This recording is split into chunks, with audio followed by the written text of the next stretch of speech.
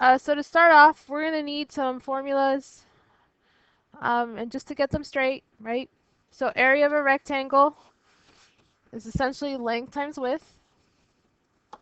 Area of a square is also length times width, but see, squares, all their sides are the same size. So we could very easily just call it x squared, or s squared for sides, or any letter you want. Perimeter of a rectangle, right? You're adding up all the sides. So let's say I call this the length and I call this the width. So the perimeter would be 2 times length plus 2 times width. Sometimes, of course, I don't have to use L and W if I don't want to. I can use X and I can use Y. So this could be 2X plus 2Y. You're not limited to which variables you have to use. And then perimeter of a square. Again, remember perimeter or square is or has all equal sides. So the perimeter would be 4 times x or 4 times s, depends on how you decided to call each side. Okay, so optimization involves using mins and maxes. We're actually applying the idea of a minimum or a maximum to solve some problems. Now, usually these are related to real world, kind of like manufacturing, you know, making a certain box with certain dimensions that will maximize the volume of the box. So it could hold more, but made out of less material, stuff like that. So we're going to start off with the easy two-dimensional stuff, and then the next notes will be the three-dimensional. Okay, so example 1, find two positive numbers such that their product is 192, and the sum of the first plus 3 times the second is a minimum. Okay, so in this problem, they're giving me some information. I need two positive numbers. So right there, my numbers have to be positive. Okay, I'm going to go ahead and use the numbers x and use the number y, because I don't know what they are. You can use any variables you want. Now, I do understand from the problem that their product is 192. That means if I take these numbers, x and y, and I multiply them, they will equal 192. But then their sum, the sum of the first plus 3 times the second, is a minimum. So that means if I were to take one of them, doesn't matter which one, I guess I'll just call it x. So if I take the first, the sum of the first one is, we'll call it x, plus 3 times the second, plus 3 times the other number, that is going to be a minimum. So in this problem, we are going to minimize this function. Notice how it doesn't equal anything. I don't have what it equals. So this is the function I'm going to minimize. Since it's a sum, I'm going to go ahead and call it s for sum. And the other one, I'll just call that one p for product. Okay, no special reason. Okay, so I have two equations, or two functions, sorry. One of them is actually an equation because I know what it equals. It equals 192. The sum, I don't know what it equals. Now in this problem, I'm trying to minimize the sum. So I have my two numbers, right? This would be the first, this would be the second. I wrote them out as multiplication for equaling 192 because they told me their product is 192, so I have that function or equation. And then I wrote out my other function, which I don't know what it equals, but that's what I'm trying to minimize. Okay, so that's step 1. Now, deciphering between the two equations. The one that you're going to use to actually solve this problem, to minimize or maximize, just like we've been doing with first derivatives, right, is usually the one that I don't know what it equals. The one I'm going to minimize in this function is going to be called my primary equation. This is the one I'm going to derive. Now the other equation, that will be called my secondary equation. Now I'm going to use the secondary equation to get rid of one of the variables, because it's really hard to work with two variables. We only want to work with one. Okay, so I'm going to take x times y equals 192, and I'm going to solve for one of the variables. Really doesn't matter which one. Let's go with y. So get y by itself. I have to divide x from both sides. So y equals 192 divided by x. Now that I have solved for y, I'm going to look back at my primary equation, and I'm going to go ahead and substitute this in for wherever there's a y. So my primary equation now becomes x plus 3 times 192 over x. Maybe it would have been easier to do x, but I did y. No big deal. I'll still get the same answer. Okay, let me go ahead and simplify this. So s equals x plus, let's see, 3 times 192 is apparently 576 over my x, right? Okay, so there's my function. This is my function that I'm working with. This is the function I'm trying to minimize. Well, in order to figure out where I would have a minimum, because that's what I'm trying to do, is what we've been doing, the first derivative test. I would find the first derivative, set it equal to 0, figure out what x equals, and then that number could be a min, could be a max, and then I would check it using a sign chart. I could check it with the second derivative test. And if it is a minimum, then voila, I have done what I was asked to do. Okay, so I'm going to go ahead and derive this.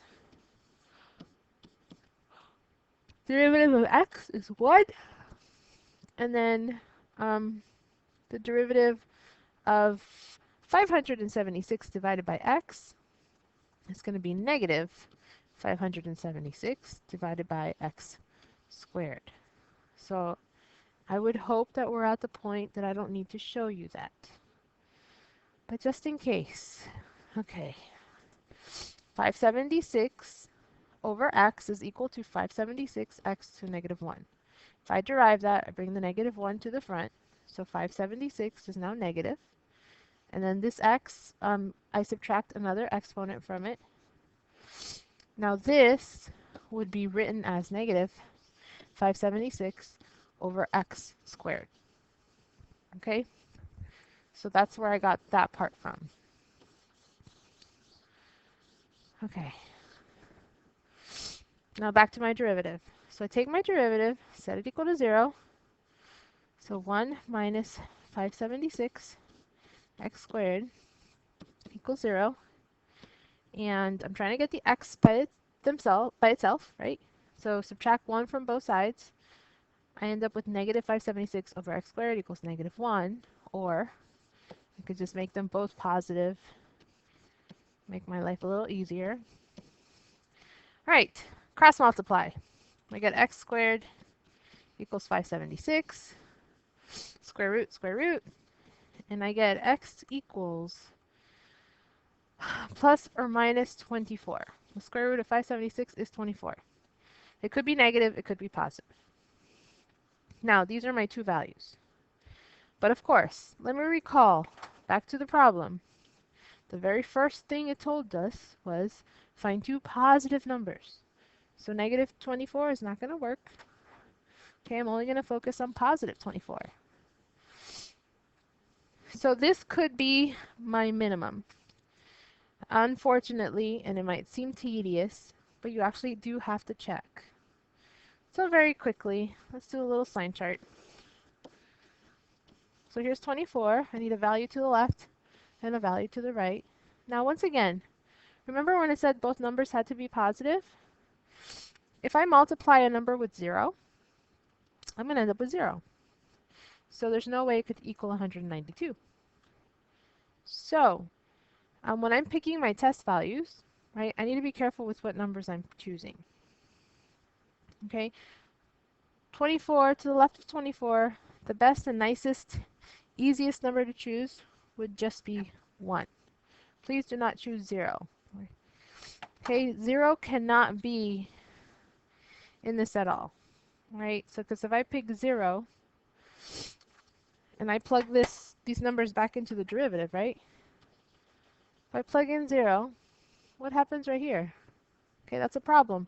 576 divided by 0, that's not going to work. So I'm going to pick 1, okay? Instead of 0. No 0. All right. And then another number. Now, would probably be a really good idea to make this nice for yourself, right? So let's pick 100. Okay? There's a reason I'm picking the number 100, because it's going to make it so much nicer for the equation that I'm using.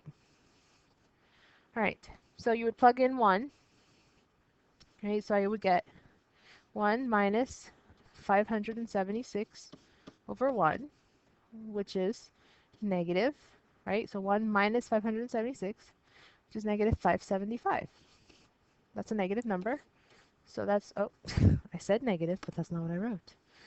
It's a negative number, so for the left side of 24, it's negative. Okay, now let me go ahead and plug in the 100. Right, so plugging in the 100, I get 1 minus 576 over 100 squared, which is 1, 0, 0, 0, 0, right? 100 times 100 is 10,000.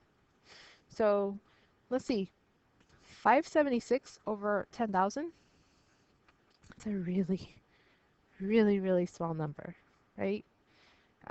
It's not even half. It's okay, so 1 minus this very small number is still going to be positive.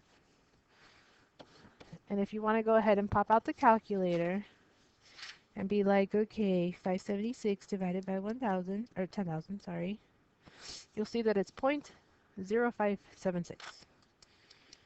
Okay, so 1 minus 0.0576, right? That's what, 94.0, can't even think, 4 something. Anyway, so obviously my answer is going to be positive. I really don't care what my answer is. But if you must really, really know, 1 minus, let's see here, 576 divided by 10,000, it's 0.9424,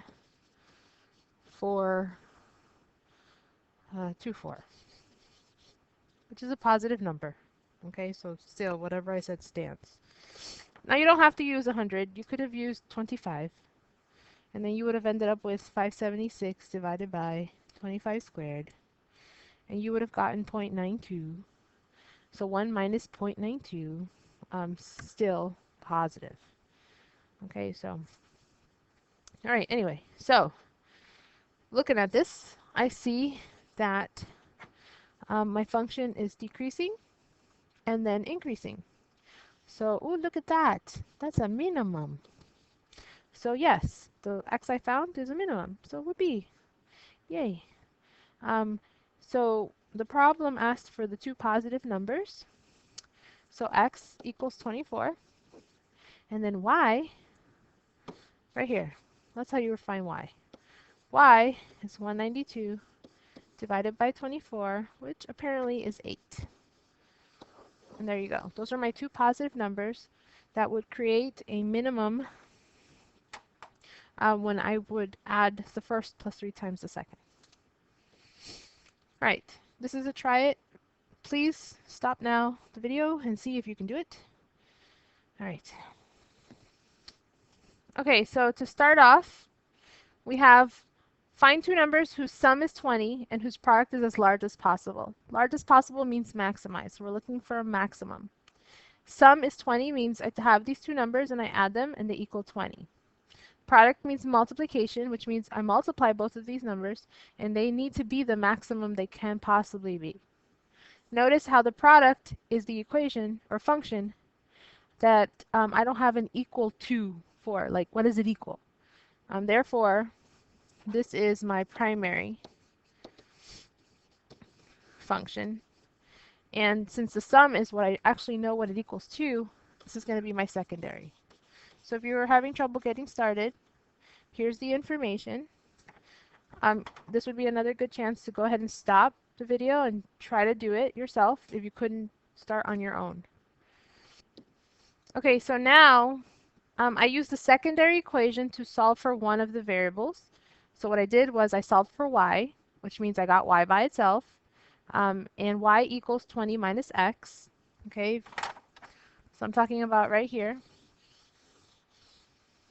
Now that y equals 20 minus x, I'm going to take my primary equation, which is right here, and instead of y, I'm going to use 20 minus x. So I'm going to substitute that in. So that's where I got this from. So when I substitute 20 minus x, I went ahead and distributed the x, and I ended up with that. So now my primary equation is the equation I'm going to derive. So I derived, and this is where I got that from.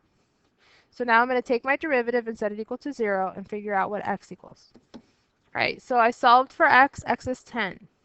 Okay, so again, I set my derivative equal to 0, and then I solved for x, right, by moving the 2x over to the other side and dividing by 2, and I get x equals 10. So I'm trying to make sure that this is a maximum, so you do have to check. So check real quick with a sign chart. All right, so I chose the numbers 1 and 11 again.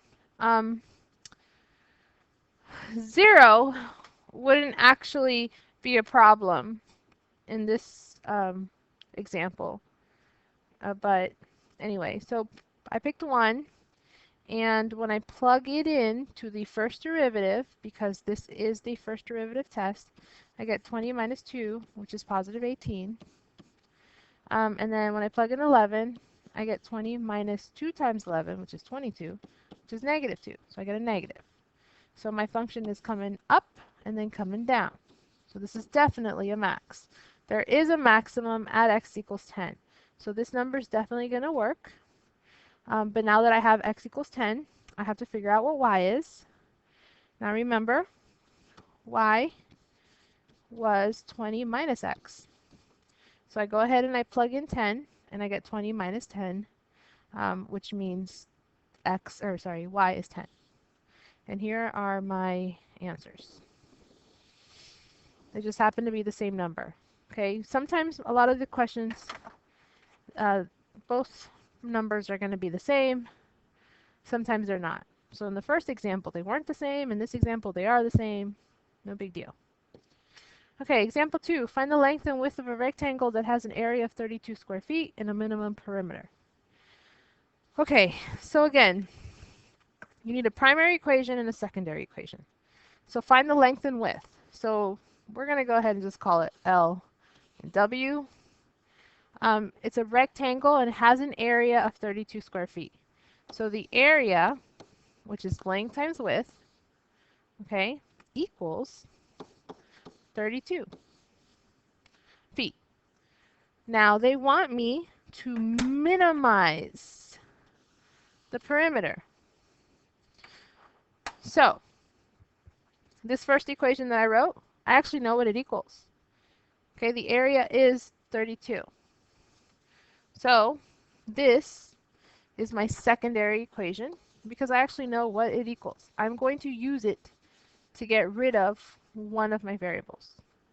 My primary equation is going to be what I need to minimize, so the perimeter.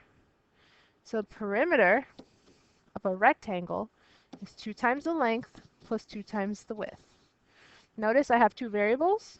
Okay, that's why I'm going to use my secondary equation to get rid of one of the variables from my primary equation.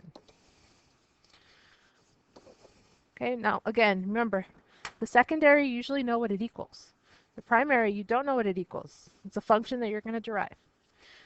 Okay, so using the secondary equation, let's see. Am I going to get rid of length or am I going to get rid of width?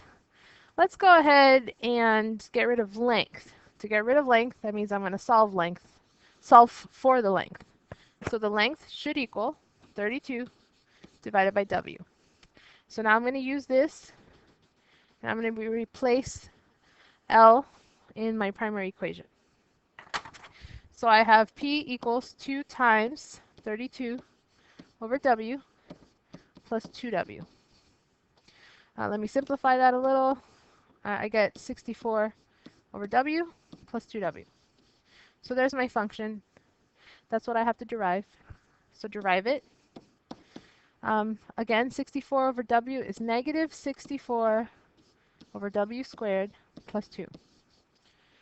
Now that I have my derivative, I set it equal to 0. 0 equals negative 64 W squared plus 2. I'm trying to get the W alone, so let's go with adding 64 W squared to both sides. Best way to do this is to cross multiply. So I get 2W squared equals 64. Trying to solve for W. So divide by 2, and then square root, square root. Now this is the square root of 32, plus or minus, right? But I'm not going to be concerned with the negative square root of 32 because my answer is area and perimeter, right? I'm working with area and perimeter can't be negative. So here's my W, my width. I need to make sure that it is in fact a minimum, right? Is that what I was doing? Minimizing? Yes, I do need to make sure it's a minimum. So square root of 32. All right. So the square root of 32 might be not a pretty number, but if you know what the square root of 25 is, and you know what the square root of 36 is, you can kind of guesstimate, right? Guesstimate? Guess and estimate. So square root of 25 is 5. Square root of 36 is 6. There is no other perfect square between 5 and 6. The square root of 32 would fall right in here. So square root of 32 is 5 point something. So just avoid 5 point anything, and you should be fine. All right, so looking at my derivative, I really, really want to use the number 1 because it's so friendly. Oh my gosh. And I'm thinking that 10, or yeah, 10. I'm thinking 10 looks really friendly too. Okay, remember, I just need any value from to the left of square root of 32 and to the right of square root of 32. We determined that the square root of 32 is between 5 and 6, so 5 point something. But the reason I'm picking 10 is because when I plug it into the equation, I'm going to end up squaring it. It's going to get 100, and then I can figure out, ooh, negative 64 over 100. That's 0.64. Okay, it's just easier to do the math that way. Because remember, it can't be dependent on the calculator. All right, so plug in the 1. I get negative 64 plus 2, which is definitely still very negative. Okay, it's negative 62. Okay, like I said, I plug in the 10, and I get negative 64 over 100, which is negative 0.64. So negative 0.64 plus 2, right? That's positive 1.36. Okay, so let's see. My function is coming down and then coming right back up. Oh, look at that. It is definitely a minimum. So I'm on the right track. W is good. All right. I do need to find length, right? Because they asked for the dimensions, I believe. So find the length and the width. So I'm going to go back to school again. Okay. So here's length right here. So length is going to be 32 over the square root of 32, which is just square root of 32. Now, if you want me to prove it to you, okay, so 32 over the square root of 32. Usually we don't leave square roots as denominators, so we multiply by the square root of 32 over the square root of 32. Then I get 32 over the square root of 32, right? Because I multiply the top and then I multiply the bottom. Square root of a number times the square root of that same number, I just end up with 32. Oh look, these cancel out. Square root of 32. Okay, so my W is the square root of 32, and my L is the square root of 32. Again, this just so happens to be a coincidence that they're the same because of the numbers used. So don't always expect them to be the same. And now, here's a good question. They told me rectangle. These dimensions are exactly the same. Therefore, this actually ended up being a square, which is okay because squares fall under the term rectangle. Okay, so try it. Go ahead. All right, so I wanted you to do this on your own. In case you had trouble getting started, here are the equations. My primary equation is the area because I'm trying to maximize. And the secondary equation is perimeter because I actually know what that equals. So the perimeter formula is 2L plus 2W equals 80. Okay, so if you want to give this another chance, go ahead and pause and try doing the rest by yourself. So I went ahead and I used my secondary equation to solve for one of the variables. I just did L again. So the length is equal to 40 minus W. Now I'm going to plug that into my primary. All right, so I plugged in L into my primary equation. You can see it in the blue. I distributed the W. Now that I have my equation here, I went ahead and I derived it, and I got 40 minus 2W. I set the derivative equal to 0. I added 2W to both sides, and then I divided by 2, and I got W equals 20. So once again, very quickly, do a sign chart. Make sure this is what they're asking for, which I believe is a maximum. All right, doing my sign chart, I plug in 1 into my derivative, and I get 40 minus 2, which is positive. And I plug in 25 into my derivative, and I get 40 minus 50, which is negative. So this function is coming up and then coming down, so this is definitely a max. So we're good to go. W is a max. So now my answer is W width is 20. And if I want to find the length, I'm going to come over here and I'm going to plug in the 20. And once again, my dimensions are the same. But that's not always the case, so don't rely on that. All right, here we go. Example 3. A gardener wants to make a rectangular enclosure using a wall as one side and 120 meters of fencing for the other 3 sides. Express the area in terms of x and find the value of x that gives the greatest area. They're specifically telling me to use x.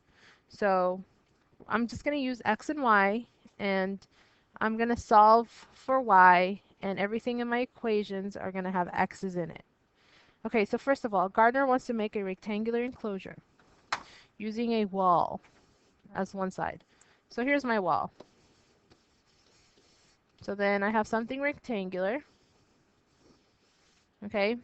My dimensions, again, they want me to use x and y. So use x and y. So I'll make this x, and I'll make that x, and I'll make that y. Okay, so it's rectangular. Those are my dimensions. One side is a wall. Now the perimeter of these 3 sides is 120. So perimeter, right, which is 2L, or sorry, 2 times length plus 2 times width, or in this case, 2x plus 1y, because one of the sides doesn't count. I'm not going to count the wall. I don't need a fence on the wall, right? I only need fencing on the areas that don't have the wall. So my perimeter in this case is 2x plus y. I happen to know what my perimeter is, or at least the amount of fencing they want me to use. So I have 2x, well actually, just write it right here. So my perimeter is 2x plus y. I'll get rid of the p. There's my equation. That's my secondary, because I actually know what it equals. All right, now, what am I maximizing or minimizing? It says express the area in terms of x, find the value of x that gives the greatest area. This means I'm maximizing the area. So area is just going to be x times y. They want me to express everything in terms of x. That means I'm going to leave the x in the equation, which means I got to get rid of the y. So I'm going to use my secondary equation to get rid of the y. So solve for y, get y by itself. So I have y equals 120 minus 2x. And then I'm going to use this to replace y in my primary equation. So a equals x times y, which is 120 minus 2x. Okay, simplify that equation. I get 120x minus 2x squared. Derive. I get 120 minus 4x. I need to go down. All right. Set equal to 0. 0 equals 120 minus 4x. Move the 4x over. I get 4x equals 120. Hopefully you're like, oh, okay. X equals 30. Right? Divide by 4, divide by 4. So there's my x. Okay. I need to make sure it is in fact a maximum. Okay, I know it's annoying because it usually does work out. I haven't really seen a problem where the number you get is not a maximum. But sometimes you do have to actually find both. So you have to know which one it is that you found, right? Anyway, so I need a value to the left, a value to the right. I'm going to go ahead with 1. Let's see, if I look at my equation, 40 will work. Nice whole number. Okay, so looking at my derivative. So I plug in 1, and I get 120. Okay, I'm plugging in here. This is my derivative. Plug in 1, I get 120 minus 4. Definitely positive. I plug in 40, and I get 120 minus, 4 times 40 is 160. So 120 minus 160, definitely negative. So let's see, positive, increasing, negative means decreasing. This is definitely a max. So we're good to go with the x. Let me look back at my problem or my question. Express the area in terms of x. Did we write the area only using x? Yes, we did. We did it right here. Okay? Or right here. They're exactly the same thing. One of them is distributed, the other one's not. So check. And find the value of x that gives the maximum area, greatest area, and we did that as well. It's right here. Okay, they didn't actually ask for y. Next. All right, example 4. A rectangular page is to contain 24 square inches of print. The margins at the top and the bottom of the page are to be 1.5 inches, and the margins on the left and right are to be 1 inch. What should the dimensions of the page be so that the least amount of paper is used? Least amount. That means we're minimizing something. I'm minimizing the amounts of paper used. So that's the area. Okay? That's the area of the paper. It's not the perimeter, right? Okay. We're looking for the dimensions, so I actually need a length and a width. The page is rectangular. It will contain 24 square inches of print. Okay? So they're telling me that there is an area, but we're going to call it the print area because it's a different area. A print area of 24. So the print area is 24. The entire page, the page area, is what we're trying to minimize. And then they talked about these margins. Now I do have a picture provided here, right? Basically, this is the page.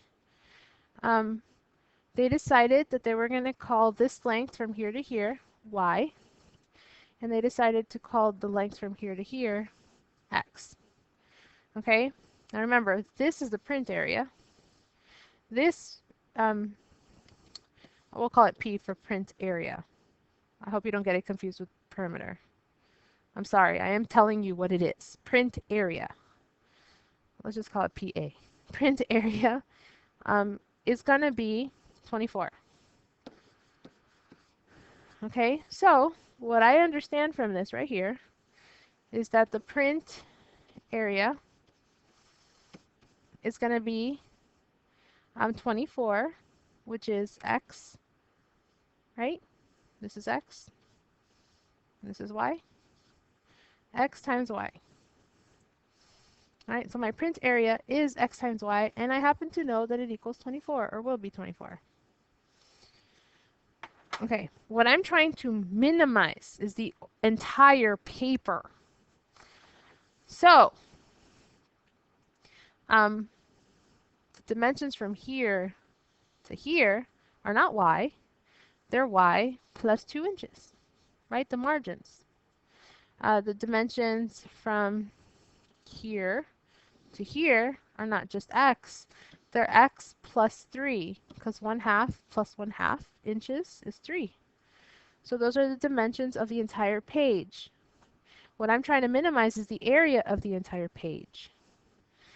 So the area of the entire page is going to be y plus 2 times x plus 3. Or vice versa. It doesn't matter which one you write first. Okay, that's the area. I don't know what it equals. That's what I'm trying to minimize. Therefore, that's my primary equation. That is the equation I'm going to derive. But first, I must get rid of x or y. They didn't specify which one to get rid of, so it really doesn't matter. Go eeny, meeny, miny, mo. Pick one to get rid of. Let's go with y. Why not? All right, so I don't need this anymore. That is my secondary equation. I'm going to use it. Oops. Let's just leave it there, I guess. I'm going to use it to get rid of one of my variables. I decided to use y, so I'm going to get rid of x. So basically, this is going to become x equals 24 divided by y. It doesn't really matter which one you use. Okay, now that I know x equals that, I'm going to use that in my primary equation to get rid of x because I only want to use y's. Y's everywhere. Okay, so now I have a equals y plus 2 times 24 over y plus 3. You would distribute that, all of this, clean it up, because I have to derive. Okay, so the best way to derive is to clean it up. And I get 24 plus 3y plus 48y plus 6. I can actually simplify that and a little. 3y plus 48 over y plus 30. Not that I had to, no big deal. All right, derive now. So take the derivative. I get 3 minus 48 over y squared, and then the 30 goes away. Now that I derived, I'm going to take my derivative, set it equal to 0. So 0 equals 3 minus 48 over y squared. Add 48y squared to both sides. 48y squared equals 3. Cross multiply. It's your best bet.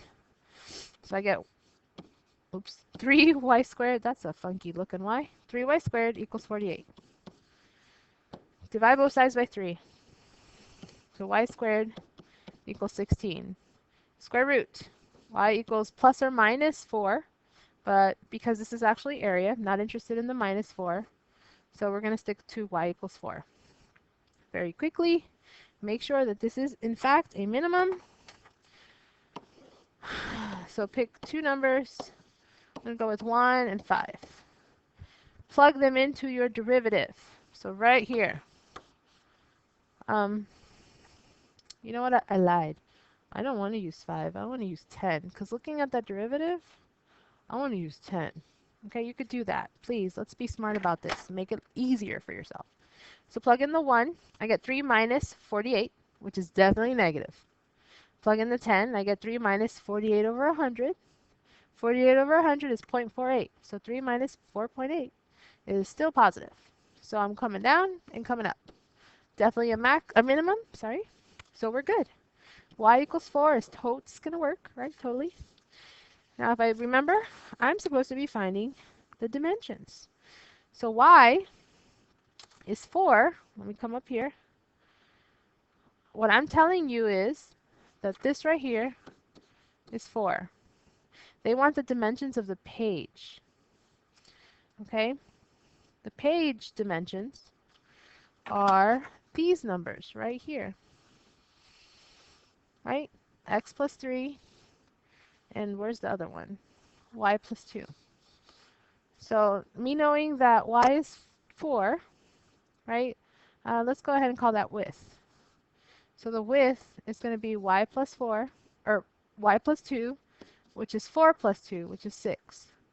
So my length, right, you don't have to call it length, I'm just calling it length, is x plus 3. But OMG, I don't know what x is.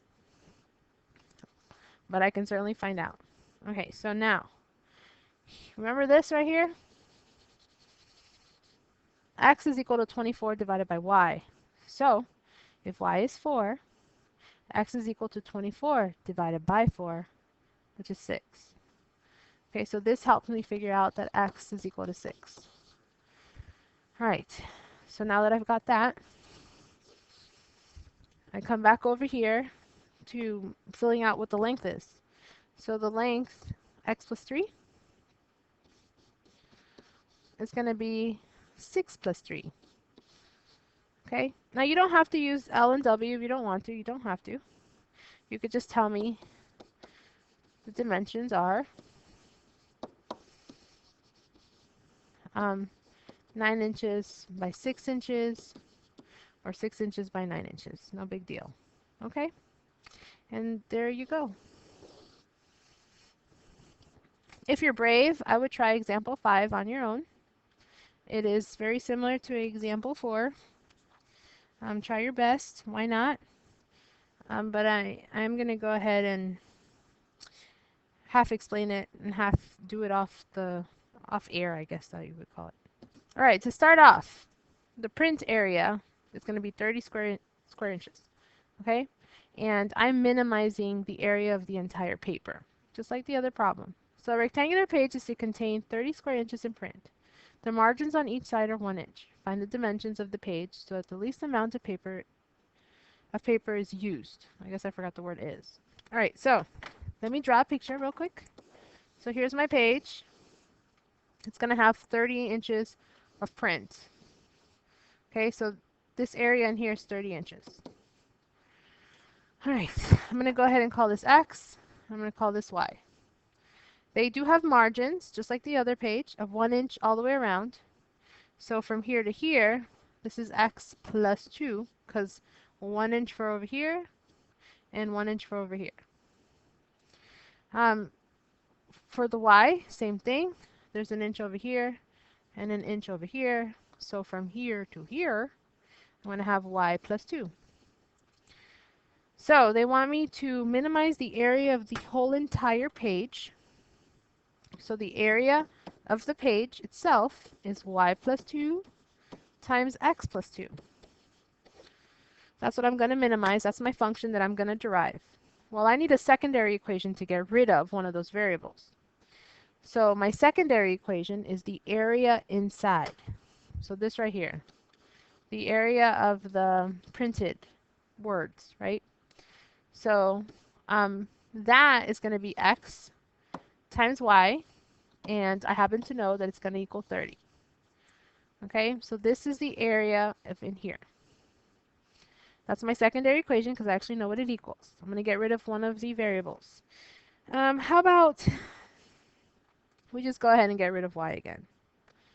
I mean, sorry, get rid of X. It doesn't really matter. Well, let's see.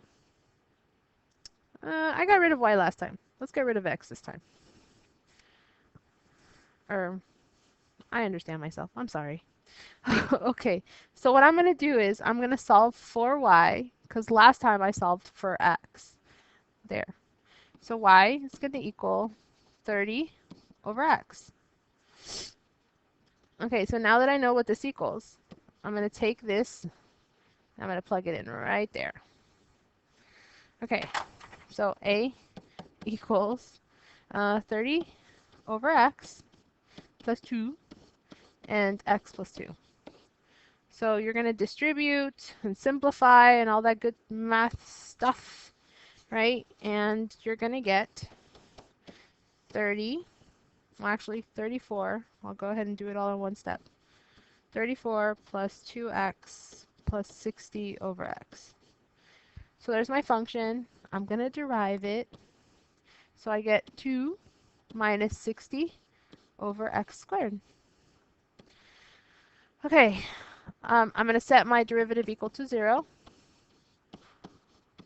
and I'm going to solve for x. I'm going to add 60 x squared to both sides. That's what I end up with. Cross and multiply. 2x squared equals 60. Divide by 2. And then square root. So I get plus or minus the square root of 30, but again, this is area, so I don't care for the minus. So there's my x. Let me make sure that it is, in fact, a minimum. Yes, oui, oui. So square root of 30, again, is between 5 and 6. So you're pretty safe with choosing number 1. And let me look her. I'm going to go ahead and use 10. All right. So looking at my derivative, I chose the numbers 1 and 10. So I'm going to go ahead and plug them into my derivative, which is right here. So 2 minus 60 is totally negative because it's negative 58. Plug in the 10, and I get 2 minus 60 over 100, which is 0.6. So 2 minus 0.6 is 1.4, which is definitely positive. So we're going down, we're coming up. Oh, this is a minimum. This is what they wanted me to do. Square root of 30 is totally okay. So my dimensions are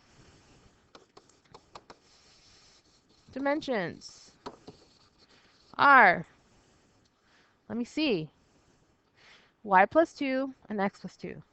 So square root of 30 plus 2, that's my x, right?